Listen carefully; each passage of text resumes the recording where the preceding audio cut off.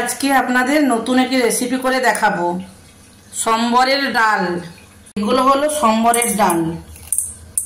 আমি জল দিয়ে ধুয়ে নেব, নিয়ে 30 মিনিট মতন জলে ভিজিয়ে রাখবো। সম্বরের ডালকে আমি প্রেসার কুকারে ঢুকিয়ে একটা সিটি দিয়ে নিব। সম্বরের ডালের জন্য আমি সবজিগুলো কেটে নিয়েছি। সজনে ডাঁটা, কুমড়ো,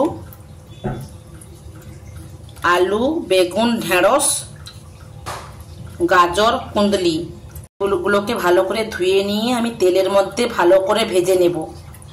কড়াতে পরিমাণ মতন তেল দিয়ে শুকনো লঙ্কা দিয়ে দিলাম, ফোড়ন দিয়ে দিলাম, গোটা জিরে দিলাম, তেজপাতা দিলাম, টমেটো দিলাম।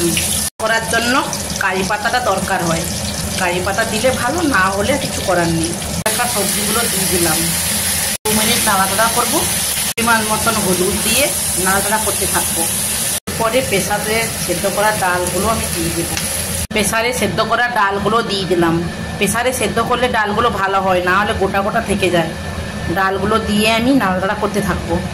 পরিমাণ মতন চিনি দিয়ে দেবো, পরিমাণ মতন নুন দিয়ে দেবো। ডাল ফুটে এলে জলে ভিজিয়ে রাখা তেঁতুল জল আমি ওই ডালের মধ্যে দেবো। ডালে কিন্তু তেঁতুল জল দিতে হয়, তেঁতুল জলটা দরকার খুব, না হলে ভালো লাগবে না। তেঁতুল জল দেওয়ার পরে 20 মিনিট ফুটিয়ে সবজি সেদ্ধ করতে হবে। সেদ্ধ হয়ে গেলে আমি আপনাদের পরে দেখাবো। দেখুন সবজি ভালো সেদ্ধ হয়ে গেছে। সম্বরের মশলা ছড়িয়ে আপনারা তারপরে আপনার পরিবেশন করবেন। দেখুন আমার সম্বরের ডাল রেডি হয়ে গেছে। কেমন লাগে আপনারা আমাকে জানাবেন।